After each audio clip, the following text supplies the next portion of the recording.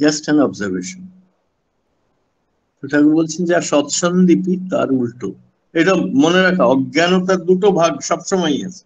এটা না জানাটা অনেক সময় অত ক্ষতি করে না, ভুল জানাটা, বিকৃত জানাটা, পুরো বিকৃতি বিনয়নাটা কি ভ্রান্তি।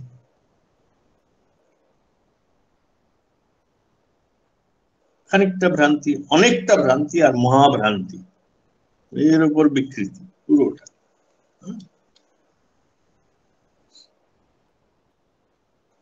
তো এবারে মোহর অ্যাঙ্গেল থেকে ভ্রান্তিটাকে বোঝা, ভ্রমকে বোঝা, ভুলটাকে বোঝা।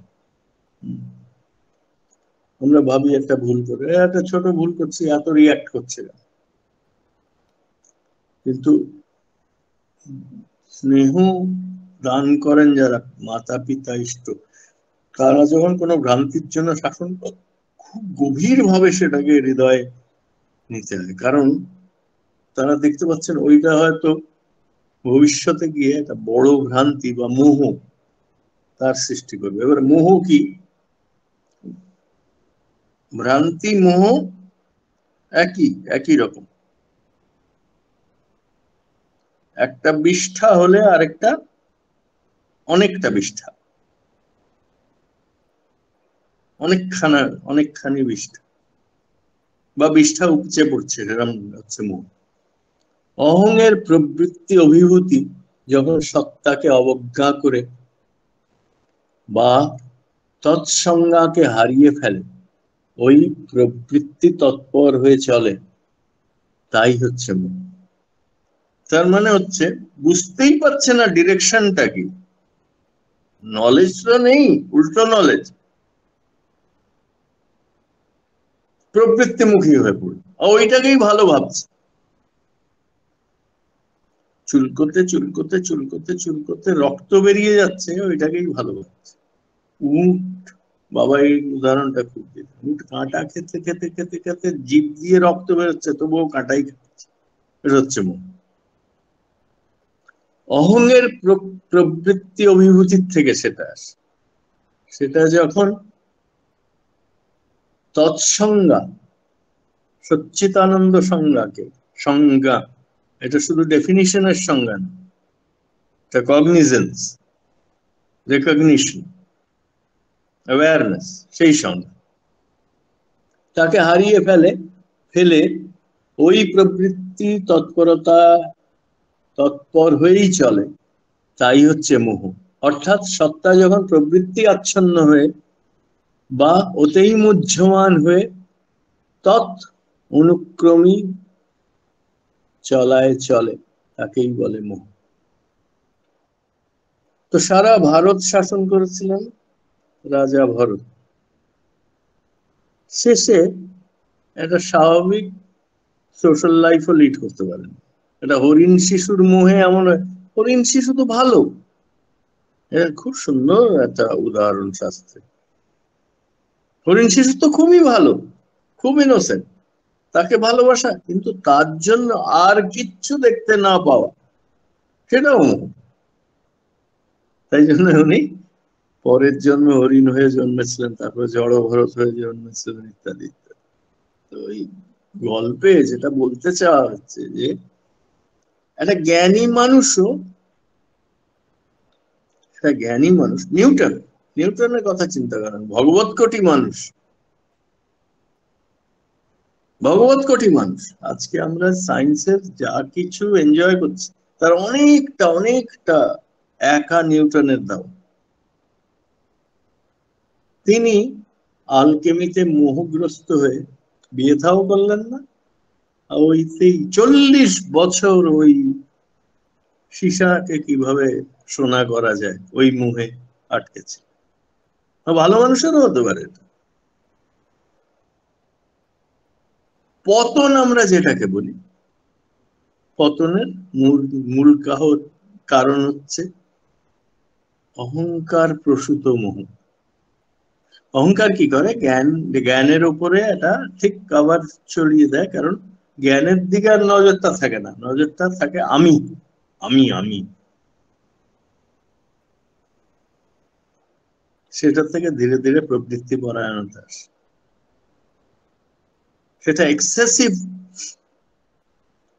অহংকারী হোক, অশ্রদ্ধাই হোক, পারিবারিক শান্তির অভাবই হোক, আর একজন জীবনে এসছে আমার, তার প্রতি তোষামোদী আগ্রহই হোক, কারণ সে বড়, সে শক্তিমান, তাকে সবসময় তোষামোদ করতে গিয়ে নিজেকেই হারিয়ে ফেলে, সেই সব মোহ। মূঢ় যারা, মোহ নাউন যদি হয়, মূঢ় তাহলে অ্যাডজেক্টিভ, মোহগ্রস্ত। মূঢ় যারা, তারাই মূর্তি আদর্শকে মূর্ত আদর্শকে বাদ দিয়ে সত্তাবিহীন বাদ প্রতিষ্ঠা প্রয়াসী হয়ে চলে। মানে ইজমকেই খালি ফলো করে। ইজমের যে মুক্ত স্বরূপ, একজন যদি সারা জীবন ক্রিকেট শিখতে চায়, টিভি দেখে, ইউটিউব দেখে খানিকটা হয়তো শিখতে পারে, কিন্তু সে আসল সে জানলোই না কোনোদিন। তাকে যদি জিজ্ঞাসা করা সচিন তেন্ডুলকারকে, সে যদি সচিন তেন্ডুলকার, অথচ সে ক্রিকেট শিখতে চায়, সেরকম ব্যাপার আর কি। এই উদাহরণটা আশা করি বোঝেন। যারা মূঢ় তারা এই আদর্শকে বাদ দিয়ে, এটা এটা এটা কিন্তু খুব খুব সত্যি, এটা এটা কমিউনিস্ট ব্লকে দেখা যায়। কমিউনিজমের জনক যারা, তারা ওই স্টেটলেস অমূর্ততাকে এত বেশি ওজন দিয়ে ফেলেছেন যে যারা ভালো করে গিয়েছেন সমাজে তাদেরও মনে রাখে না, রাখলেও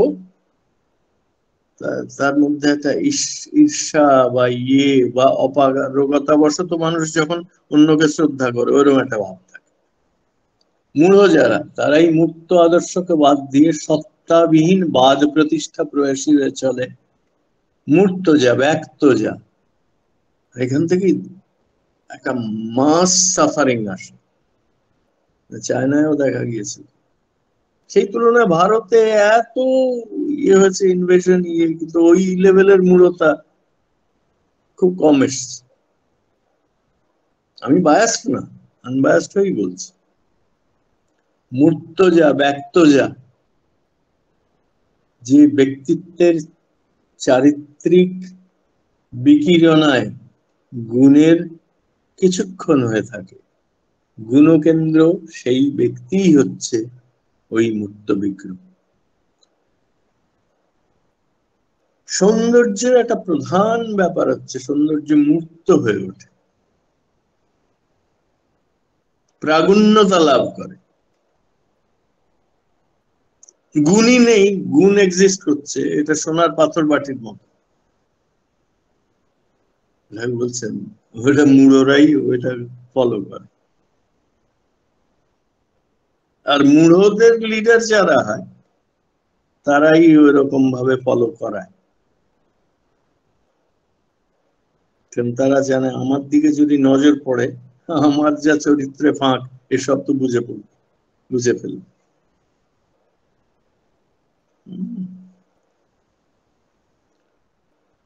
তো অন্তঃকরণে তাঁরই প্রতিষ্ঠা করো, এটা কোনো কাউটাউইং না, এটা শক্তিহীনের সারেন্ডার না, এটা বীরের প্রেম। এই যে মূর্ত বিগ্রহকে ফলো করা, তাকে হৃদয় দেওয়া, বুঝছে না? মায়েদের জিজ্ঞাসা করবে, তারা সবসময় নিজের থেকে বেশি যোগ্য স্বামী চায়। কেন চায়? এটা ইনস্টিংক্ট, পশুদের মধ্যেও আছে। যারা ভালো পশু পালন করতে পারে না, তাদের পশুরা রুগ্ন হয়, খ্যাঁকে হয়, তাই না? তো এই মূর্ত বিগ্রহ অন্তঃকরণ তাঁরই প্রতিষ্ঠা করো অন্তঃকরণে, তদনুরতি ও অনুক্রিয় তৎপরতায় লোক জীবনে ওই গুণগুলি ক্রমশই জীবন্ত হয়ে উঠবে। কার? তোমার। আর তোমার মূঢ়তা স্পন্টেনিয়াসলি চলে যাবে, অটোমেটিক্যালি চলে যাবে, অনেক খড় পোড়াতে হবে না। এটা একটা দারুণ ফর্মুলা ঠাকুর দিয়ে গিয়েছে। আদর্শের হৃদয়ে দাও, আদর্শের চরণের হৃদয়ে দাও, আদর্শকে ভালোবাসো। তোমার গুণ বিকাশের জন্য তোমাকে বেশি ভাবতে হবে। তোমার উন্নয়নের সত্যানুসরণে বলা আছে না,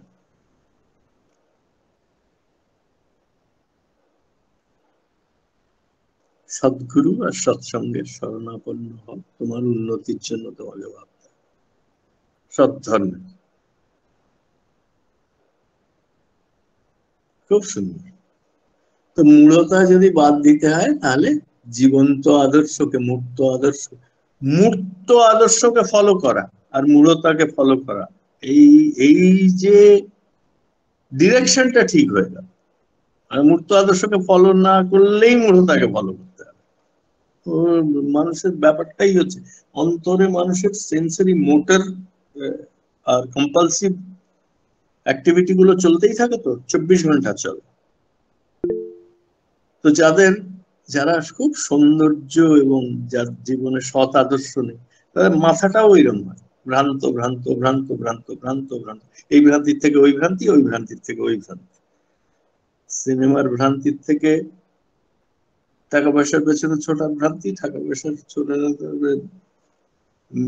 বৃথা যৌনাচারের দিকে এই করতে করতে মানে পুরো ব্যাপারটাই এমন মূঢ় হয়ে ওঠে। হ্যাঁ, তাদের কাছে পয়সা থাকতে পারে, এমনকি তাদের ফলোইংও থাকতে পারে। এইটাই তো হিউম্যান সোসাইটির একটা আয়রনি, যে মানুষ গড্ডালিকা প্রবাহের মতনও হয়। এটা হচ্ছে কিং কর্তব্য বিমূঢ়তা সম্বন্ধে যে মোহ থাকে মানুষের, সেটা সম্বন্ধে ঠাকুর পথের কড়িতে 113 নম্বর বাণীতে বলছেন। কি বা করবে, কি বা করতে হবে, বলছো সব সময় এটা করতে হবে, এটা করতে হবে, ডিপি ওয়ার্ক করতে হবে, ওই করতে হবে, ওই করতে হবে, হ্যাঁ, সৎসঙ্গ করতে হবে, সবসময় বলছো করবার, কিন্তু করবার কিছুই ঠাউরই করতে পারছো না। মন আঁকুবাঁকু করছে, কিন্তু এক্স্যাক্টলি করছো না কিছু। তার মানেই হচ্ছে তোমার আগ্রহদীপ্ত তৃপ্তিপদ এমন কেউ বা কিছুই নেই। ঠাকুর এখানে খুব চাঁচাছোলা হয়ে বলছে, যে অনুরক্তির টানে, জাগ্রত সন্ধিৎসায়, সহজ সেবা প্রবণতায়, উদ্ভাবনী উদ্দীপনার আতিশয্যে তুমি বাস্তব কর্মতৎপর হয়ে ওঠো। জীবনে ওরম কেউ থাকলে তাকে আমরা ঠাকুরের সৎসঙ্গে বলি, ঠাকুর প্রীত হয়েছে। আর যারা জানে তারা জানে এটা ফ্যাক্ট, এটা কোনো কপল কল্পনা না, এটা কোনো ভাব প্রবণতা না, এটা ফ্যাক্ট। সৎসঙ্গের সময় যেই ভাব প্রবাহ হয়, ওটা সৃষ্টির আগের থেকে আছে। ওটা মনে হয় যেন সৃষ্টি করেছে কেউ, তা না, ও যুক্ত হয়ে ওটাকে পয়েন্ট আউট করে দিয়েছে। যখন যেই ভাব প্রবাহ শ্রী শ্রী ঠাকুর থেকে চলছে, আমাদের অপূর্ব যখন কীর্তন করে, বা আপনি যখন কীর্তন করেন অপরের সাথে, বা বলেন, বা অন্য দাদা মায়েরা যখন যোগ দেন, তখন কি হয়, ওই যে সৎ প্রবাহটা চলছে ওইদিকে মনটা মনোযুক্ত হয়। এটা সৃষ্টির আগের থেকে অনাদি। হ্যাঁ, খানিকটা সৃষ্টির গুলো, সেটা ভাবতে কোনো অসুবিধা নেই, কিন্তু এরকম কখনো ভাবতে নেই আমি একা ওটা সৃষ্টি করেছি। all creations are all good creations are co-creations with God, with Sadguru. এটা মনে রাখলে খুব ভালো। তো বলছেন করবো করবো করছি, করতে পারছি না, তার মানে তুমি হৃদয়টা দাওনি। হৃদয় দিলে ও ঠিকই ঠিকই করাটা বেশি হবে বলার থেকে, বলার মধ্যে দিয়েও করা হবে তোমার। অনেকে আছে যাদের কথাবার্তা এত প্রভাবী, এত প্রভুত্বপূর্ণ, তারা যা বলে সেটা বলার সাথে সাথে মুক্ত হয়ে ওঠে। মানে গ্যাপটা কম থাকে। যদি এটা ব্রিজ বানানোর কথা বলে, তার মানে পরের সেকেন্ডে গিয়ে, পরের মুহূর্তে গিয়ে ব্রিজটাকে দেখা যাবে তা না, কিন্তু ব্রিজটা হবেই হবে, অমোঘ হয়ে ওঠে। অমোঘর আসল মানে তাই।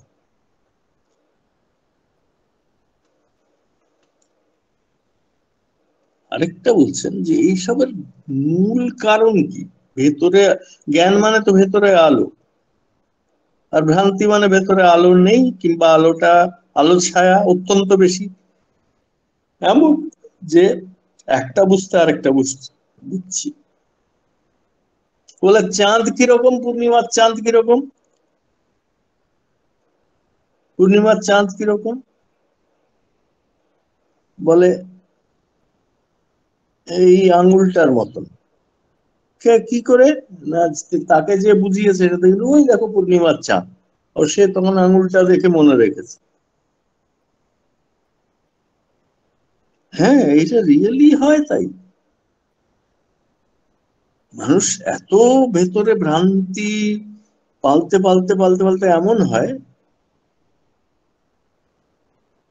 যে তাজমহলের থেকে ঘুরে এসে তাজমহল বর্ণনা করতে গিয়ে ইঁদুর বর্ণনা করছে। কারণ তাজমহলে কিছু লোক ইঁদুরকে, একটা ইঁদুর ঢুকে পড়েছিল একটা দুটো, সে দুটোকে ধরার চেষ্টা করছে। ভ্রান্তি এরকম জিনিস। ঠাকুর বলছেন ভ্রান্তি হয় কেন, এটা নিষ্ঠা বিধায়নের 60 নম্বর মানে, এটা নিষ্ঠার চোখে এবারে দেখা যায়। বলছেন দুর্বল দোতনা যেখানে, প্রীতি মূর্ছনা শ্লথ শেখে। ভেতরের যে দ্যুতিটা আর বিচ্ছুরণটা, সেটা যখন উইক, দোতনা মানে ভেতরের আলোটাকে বিকিরণ করার ক্ষমতা। দুর্বল দোতনা যেখানে, প্রীতি মূর্ছনা শ্লথ সেখানে, প্রীতি মূর্ছনা সেখানে লেংড়ে লেংড়ে চলছে, বা ঘষে ঘষে চলছে, প্রায় নেই বললেই চলে। হম। প্রীতি মূলত তো রুচি আর ইন্টারেস্ট, কিন্তু একটা সময় এত গাঢ় হয় সেটা, এত দুধ, এত সুস্বাদু ক্ষীর আর দই হয়ে ওঠে, এত সুস্বাদু রসমালাই হয়ে ওঠে, এত সুস্বাদু ছানার সন্দেশ হয়ে ওঠে। কি কি করে? প্রীতি মূর্ছনা আছে, প্রীতি মূর্তনা আছে। এখানে প্রীতি মূর্ছনাকে প্রীতি মূর্তনা ভাবলেও হয়। তাই পৃষ্ঠ আপদে সে তৃপ্ত সম্বেগী হয়ে ওঠে।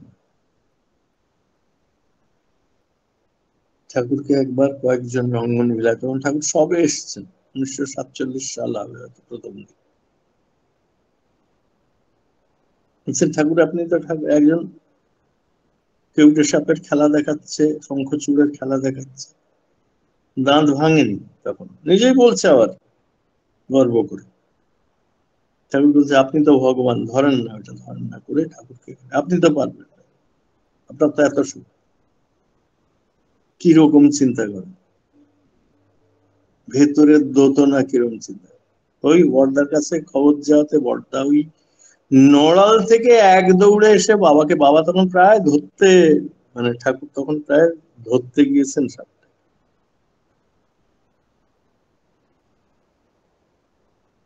তো অনেক জায়গায় বালক স্বভাব ছিল, ঈশ্বরের স্বভাবটাই তাই।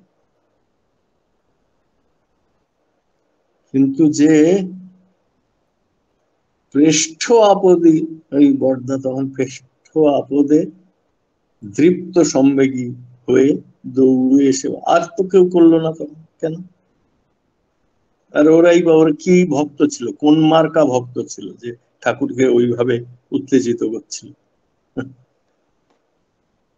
তো বলছেন সে দৃপ্ত সম্বেগী হয়ে ওঠে না সক্রিয় পরিচর্যা নিয়ে, সেটা হচ্ছে দুর্বল দোতনা, তার ভেতরে ঠাকুরত্বই কম।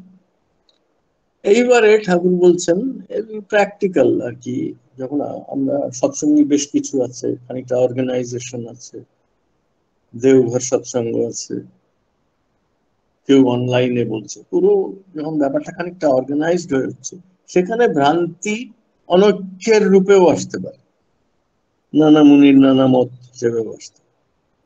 সেই সব জায়গায় কি করতে হবে ঠাকুর বলছেন, এটা হচ্ছে চলার সাথীর 162 নম্বর।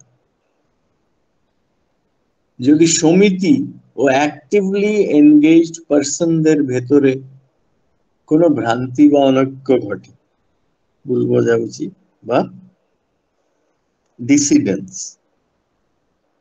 মতের অমিল, অনৈক্য, তাহলে আইডিয়ালের প্রিন্সিপালের মাপকাঠিতে মাপিয়া ঠিক করা। তাহলে আইডিয়ালের প্রিন্সিপাল, মতৈক্য ঘটলো, ঘটতে হবে কখন, প্রার্থনা লম্বা হবে না ছোট,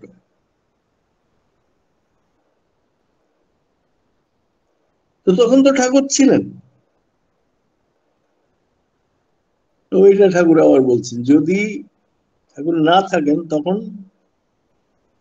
আইডিয়ালের প্রিন্সিপাল, ঠাকুরের সেই সম্বন্ধে আইডিয়াল কি দেওয়া আছে, এসোটারিক ইনস্ট্রাকশনস কি দেওয়া আছে, সেইটা দিয়ে ঠিক ঠাকুর থাকলে কি এটা আসছে। আর তাতে না হইলে আইডিয়ালের সহিত পার্সোনাল আলোচনা করিয়া স্থির করা, এটাই করেছিলেন তখন। কেষ্টদা, বড়দা ছিলেন, আমার বাবা ছিলেন, আরো অনেকে ছিল। ঠাকুর বললেন সকাল সন্ধ্যার প্রার্থনা আগ্রা সৎসঙ্গের মতো, তারপরে গুরুবন্ধন, গুরুবন্দনাটা কিন্তু হয় ভালো, খুব সহজে নিরাকরণ করে দেয়। হম, তখন সব অনৈক্য চলে গিয়েছে। তারপর সেটা আবার মাথা চাড়া দিয়ে ওঠে, যেমন ঠাকুর, তারপরে শরীরটা চলে যায়।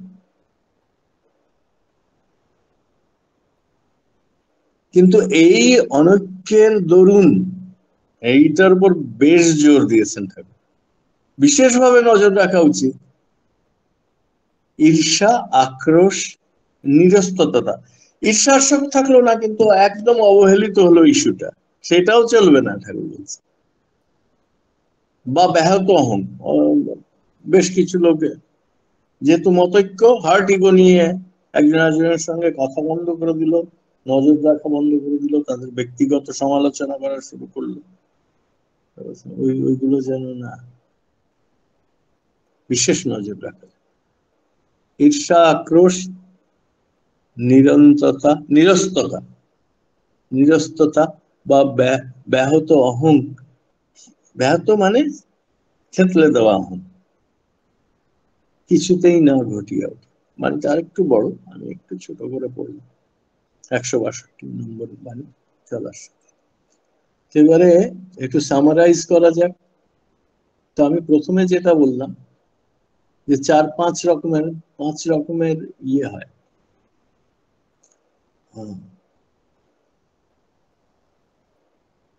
ভ্রান্তি হয়।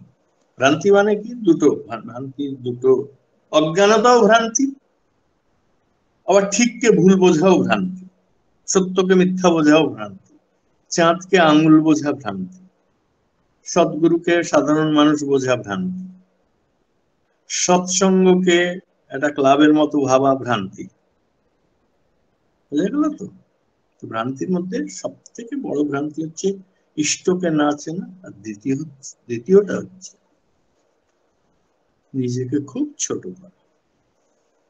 কারণ ইষ্টের সঙ্গে যুক্ত হলেই নিজের যেই প্রেরণা, নিজের যেই কর্মতৎপরতা, নিজের যে উৎসাহ, অভিনন্দন, এগুলো জেগে উঠে, তাই না? তো ভ্রান্তি মানেই হচ্ছে সৎসন্দীপী একসূত্র সার্থকতায় সঙ্গতি হারা করে তোলে যা। তাহলে সৎসন্দীপী আর একসূত্র সার্থকতা যেটা, সেটার অপোজিটে যেটা যাচ্ছে, সতের দিকেও যাচ্ছে না, সতের গাঁথা মালা পুঁথি হতে চাইছে না, এইটা না। আর অহংয়ের অধীনে এসে প্রবৃত্তি পরায়ণ হয়ে ওঠা, সেটা হচ্ছে মোহ। মোহ, ভ্রান্তি, মূঢ়তা সব এক।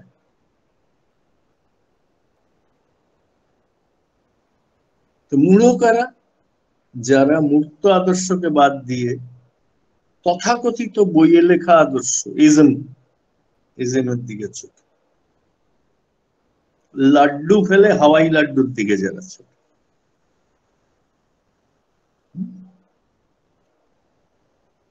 যারা মার হাতের রান্না ছেড়ে বাইরে গিয়ে স্ট্রিট ফুড খায়, তাও এক গাদা ঝাল দেওয়া, বাসি, পচা, মূল। তো প্রথমটা হচ্ছে, প্রথম অপরেশ দত্ত ইয়ে দিলে ভালো লাগে, সংজ্ঞা সমীক্ষার 17 নম্বর ভ্রান্তি মানে, আর 50 নম্বর হচ্ছে অহংয়ের প্রবৃত্তি, মোহ। দর্শন বিধায়নের 342 নম্বর বাণী হচ্ছে মূঢ় যারা, তারাই মূর্ত আদর্শকে বাদ দিয়ে প্রবৃত্তিকে। তারপরে এগুলো তো বললাম। পথের কড়ি 113 নম্বর বাণীতে বলছেন ঠাকুর, কি করবে কি না করবে সেটা নিয়ে যদি খুব বেশি তুমি সবসময় কনফিউজ হয়ে যাও, বেশিরভাগ সময় কনফিউজ হয়ে যাও, এমনকি কখনো কখনো যদি কনফিউজ হয়ে যাও, তাহলে প্রিয়ের প্রতি টানটা আরো বাড়িয়ে, ও ঠিক পাবেই পাবে, ভালোবাসার টান বা কি জিনিস যে, কি জ্ঞান যে তার মধ্যে, এটা যারা উপলব্ধি করেছে তাদের জিজ্ঞাসা করলে তারা খানিকটা, রাও বলতে গেলে হয়তো চুপ করে যাবেন, চোখ ছলছল করবে। ভালোবাসার টান একটা অসাধারণ টান। নিষ্ঠা বিধানের 60 নম্বর বাণী বলছেন, দুর্বল দোতনা যাদের, ভেতরে আলো কম যাদের, উইক যাদের, যাদের ভেতরের foundation of knowledge, foundation of love, foundation of generosity এবং উইক যাদের, তারা যখন পৃষ্ঠের কোনো প্রয়োজন হয় সেখানে যোগ দিতে পারে। পৃষ্ঠকে প্রতিষ্ঠা করার তাদের কোনো ভেতরে ইয়েই আসে না, আবেগই আসে। ওয়াই শুড আই, নানা রকম যুক্তি আনতে পারে। আমার যখন ইয়ে হবে তখন কি তিনি দেখবেন? তখন তিনি দেখেছেন?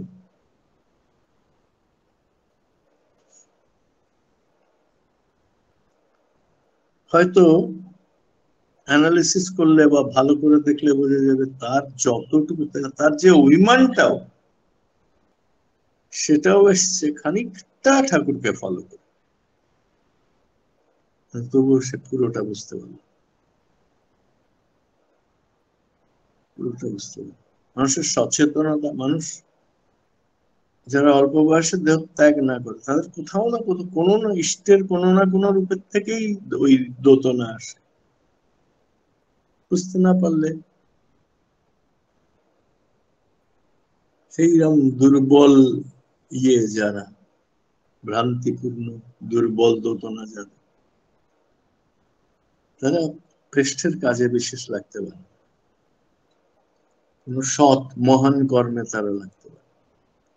আর যখন অর্গানাইজড ভক্তদের মধ্যে, জ্ঞানীদের মধ্যে, কর্মীদের মধ্যে যখন কোনো অনৈক্য বা ভ্রান্তি ঘটে, তখন ঠাকুর বলছেন যদি আইডিয়াল জীবিত থাকেন, তো আচার্য যদি থাকেন, তার কাছে গিয়ে ওটাকে sort out as soon as possible করে না, আর না হলে অন্তত তার প্রিন্সিপাল গুলো ফলো করে।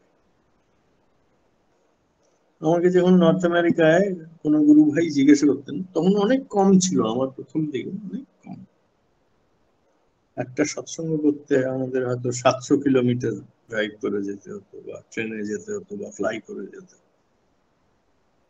এই ও তো এই বলছে, ওই বলছে, তিনজনের তিন রকম মত। কি নিয়ে? এই বিদেশে এত ঠান্ডা জায়গায়, এখানে একজন সৎসঙ্গী বলছেন এখানে মাংস মদ খেলে কোনো অপরাধ হয় না, ঠাকুরই বলে গেছেন। করে একটা ডিস্টর্ট করে একটা কোনো আলোচনা প্রসঙ্গের একটা আলোচনা, ঠাকুর হয়তো বলেছেন ঠান্ডা জায়গার মানুষরা যখন মাছ মাংস খায়, ওদের অত ক্ষতি করে না। কিন্তু সেইটা একটা বেসিস রেগুলার মাছ মাংস খাওয়া আর মদ খাওয়ার জন্য যদি সেই বেসিসটা, ওই টানটাই ওরকম। কিন্তু আপনি যদি আবার ওইটা করতে গিয়ে ঠাকুর শেষে বলছেন তার ইগো থেঁতলে দাও, বলে গালি দিয়ে আপনি হয়তো বললেন এই বুঝেছো ঠাকুর, ভণ্ড কোথাকার, একেবারে ওইসব করতে হবে। একেবারে ইগো থ্যাতলানোর অন্যের, আমি তো ইনসাল্ট করায় একদম বিশ্বাস করি না। আমাকে যদি কেউ খুব ইনসাল্ট করে দু এক জায়গায় প্রতিরোধও করি, বেশি লাগে না গায়ে।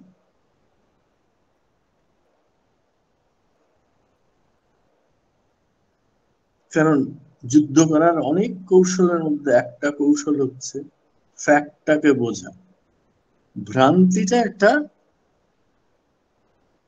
খুব শার্প ঢেউয়ের মতো, ওঠার সাথে সাথেই পড়ে যায়। সেটা জানলে সেইটাকে রেকগনাইজ করতে পারলে যে না, ওতে আমার কিছু। অনেকে আমার সোসাইটিতে কুকুর, একটা কুকুর আছে খুব ঘেউ ঘেউ করে, সে গুজরাটি একটা ইনফ্লুয়েন্সিয়াল লোকের কুকুর, সেটা বলে অনেকে মুখ খুলতেও পারে না, কিন্তু রাত্রে ঘুমোতে পারে। আমি দু একবার বলেছি যে ওটা করে, আমার কিন্তু নিজের কোনো অসুবিধা নেই, আমি অন্যদের জন্যই বলেছি।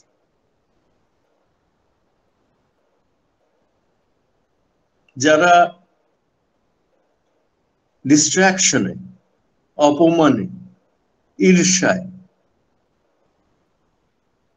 নিজের স্থিরতা হারায় না, তা তো অনেক দূরে গিয়েছে, তাই না?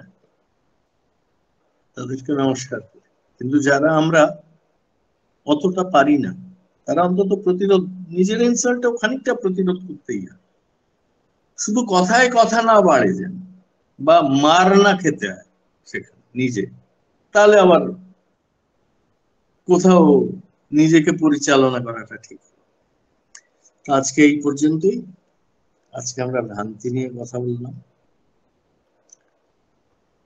নেগেটিভিটি গুলোকে বুঝতে পারলে ভালো করে, অনেকটা আলো একসঙ্গে চলে আসে। গুহার মুখে যেই পাথরটা দেওয়া আছে, সেটা যদি সম্পূর্ণ ঠেলে সরিয়ে নাও দেওয়া যায়, খানিকটা জায়গা করলে, খানিকটা ওর মধ্যে দিয়ে প্রচুর সূর্যালোক আসে, তাই না? জয়।